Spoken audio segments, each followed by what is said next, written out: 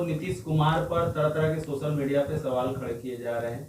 क्या उस लिहाज से अगर देखा जाए तो सरकार क्या जो योग बन रही है उसमें 5 साल पूरी तरीके से सरकार सत्ता पे बैठकर लोगों का भला कर सकती है? देखिए, लग्नेश का छठे भाव में बैठना, लग्नेश का छठे भाव में बैठना और छठे भाव का स्वामी का छठे भाव में रहना, ये दो योग होते हैं। जब किसी भी शुभ कार्य को करते हैं तो उसमें विघ्न बाधाएं उत्पन्न होते हैं। तो निश्चित रूप में ना, चूंकि लग्नेश का छठे भाव में बृहस्पति बैठा हुआ है तो विघ्न बाधाएं तो तमाम आएंगी, लेकिन छठे भाव का स्वामी शुक्र छठे भाव में ही बैठा हुआ है, तो निश्चित रूप में ना उस पर भी विजय प्राप्त होती नजर आएगी। गुरु जी, अगर बात करें तो लगातार आप ज्योतिष गणना के मुताबिक बताते रहे हैं कि पीएम के जिंदगी में कब उतार चढ़ाव होगा, कब सत्ता को लेकर हानि होगी और कब लाभ होगा। अगर बात करें तो तीसरी बार फिर प्रधानमंत्री कल शाम को 7 बजे से 8 बजे के बीच शपथ लेने जा रहे हैं और फिर से एक बार भारत का बागडोर जो है वो उनके हाथों में जा रहा है। तो किस तरीके का वो मुहूर्त होगा, कौन सा योग बन रहा है और क्या ये 5 साल सरकार चलाने के लिए बेहतर वक्त होगा? देखिए, पहले तो देश के प्रधानमंत्री नरेंद्र मोदी जी को हार्दिक शुभकामनाएं।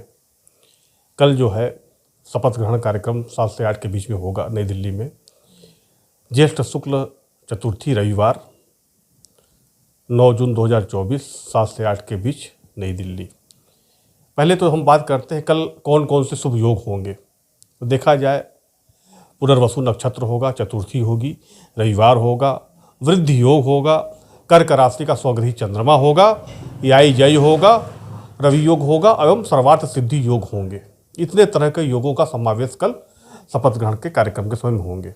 वहीं धनु लग्न कर्क राशि की कुंडली बनती है। लग्नेश बृहस्पति, भाग्येश सूर्य, षष्ठेश शुक्र तथा सप्तमेश और दशमेश बुध, इन चारों की युति छठे भाव में बनी हुई है।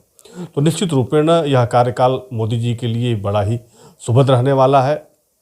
इस समय में देश का चतुर्दिक विकास होगा, देश के इंफ्रास्ट्रक्चर में वृद्धि होगी, देश की विदेश नीति बड़ी मजबूत होगी, देश में तमाम आयुधों का क्रय होगा, इंडस्ट्री क्षेत्रों में भी बहुत विकास होगा, देश की संप्रभुता में बहुत बड़ी वृद्धि होगी, देश की संप्रभुता में बहुत बड़ी वृद्धि होगी।